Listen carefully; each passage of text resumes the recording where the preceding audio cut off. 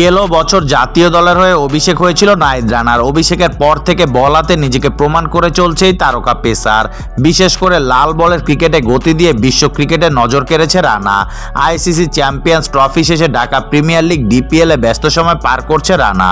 চলমান আসরে আবহানির হয়ে মাঠ মাতাচ্ছে এই গতিময় পেসার।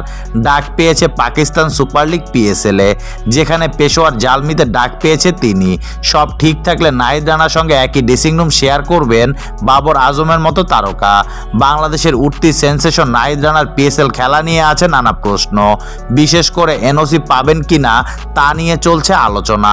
এরই মাঝে জাতীয় দলের অধিনায়ক নাজমুল হোসেন শান্ত বললেন, নাহিদ রানার অবশ্যই খেলা উচিত বিদেশি এই লিগে। গতকাল মিরপুরে দলীয় অনুশীলন শেষে শান্ত বলেন, আমার মনে হয় এই ধরনের টুর্নামেন্ট খেলা উচিত। ফ্রাঞ্চাইজি ক্রিকেট অবশ্যই খেলা উচিত, তবে এটা পুরোটা নির্ভর করবে ক্রিকেট বোর্ড, কোচ, অধিনায়ক সবকিছুর ওপর।